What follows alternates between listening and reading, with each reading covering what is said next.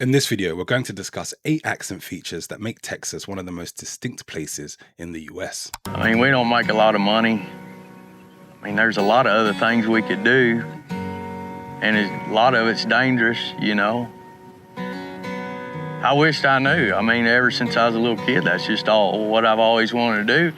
Now, to be clear, not everybody in Texas sounds like this. How somebody sounds will depend on where they are in the state. Having said that, there are enough broad generalities to be able to make a video like this. So with that in mind, where did these features come from?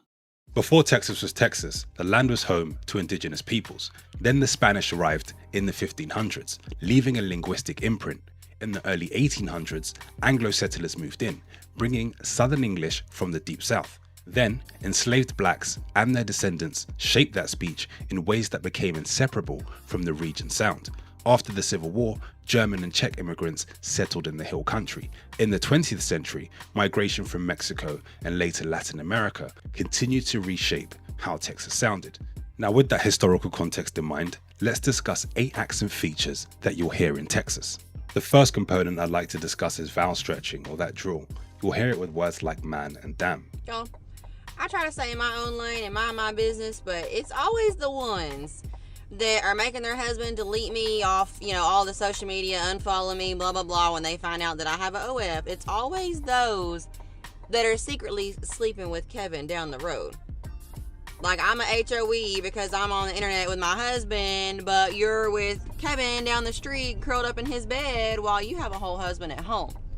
Make it make sense. The second component I'd like to discuss is the use of fixing to instead of about to. Fixing to means about to. For example, when my 21-year-old son does something dumb, I say, I'm fixing to whoop you. The third thing I'd like to discuss is that pin-pen merger. In Texas, pin and pen may sound the same. Now, how long have you been a Cowboys fan? Here's the thing.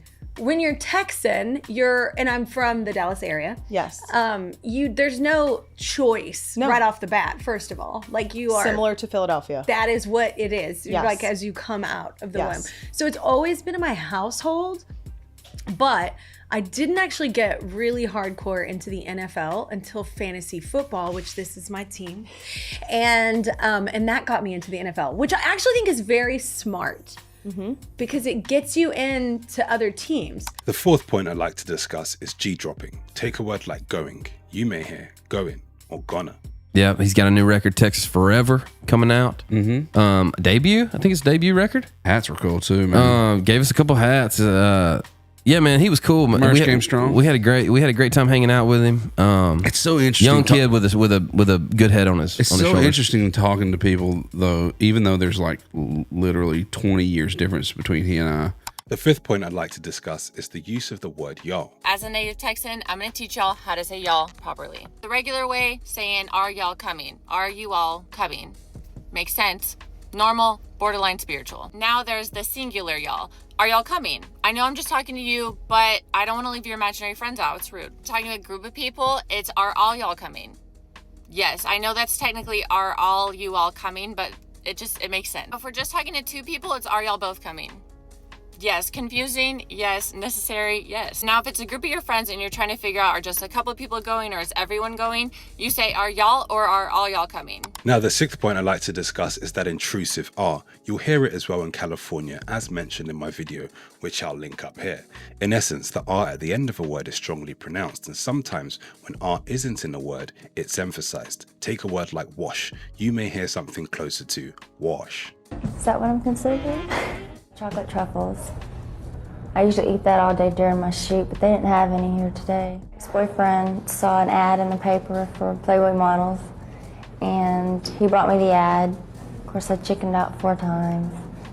And then the last time he made me go. I mean, I was, of course, very embarrassed and shy and was like freaking out over it, but at that point, I was already at the point to where I was gonna do this, especially because the second day I was there, I get a cover. The seventh component I'd like to discuss is pretty cool. It's the use of double modals. Take something like I might could do that. Usually you'll hear I might do that or I could do that. Seldom will you hear I might could do that. In Texas, however, this isn't unusual. So let's discuss a double modal. A double modal is when you use two verbs to construct a more refined meaning. Why have one verb when you can have two? And there's a difference in could and might could. If we could, we've got the ability.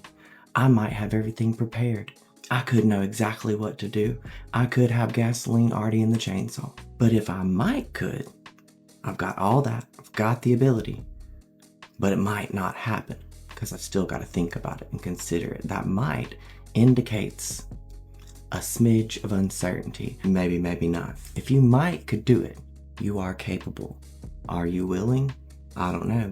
Maybe you might could do it because you're willing, but you're not capable. Now you might could think that might could sounds a little silly, and we might could have never known that y'all don't say might could. But now that the secret's out, you might could start using might could. You want to just really clarify that this is ambiguous. Might could is your term. Honestly, if I might could do it, I probably am not, but I would if the conditions were right. That doesn't apply to everybody. Some people might could and they'll get to getting. And if somebody ever tells you that might could's improper English, you could tell them that they might could look up what a double modal is. Now, the eighth point I'd like to discuss, take a word like Tuesday. You may hear Tuesday. I told my wife, I'm come down here tomorrow and buy that. And she just laughed at me. She said, what would you do with it if you had it? And I said, I'd grow peaches. And she just laughed. She thought I was crazy. Well, that was on a Sunday. Well, I think it was Tuesday when I come down here and bought it. Now, to be clear, not everybody in Texas sounds like this, but these are things that you're likely to hear in Texas. What would be interesting to know is what you guys think about this video. Let me know down in the comments below. Is there anything else that you'll add to the list? Let me know. If you found this video interesting, feel free to share it to somebody else who may find it useful. I'm going to link all my other Accent Explained videos up here. If you're interested in language, culture, and accents, then go and check out my newsletter, which I'm going to link down in the description. Don't forget to like this video and subscribe to the channel if you haven't already. As always, I'll see you in the next one. Peace.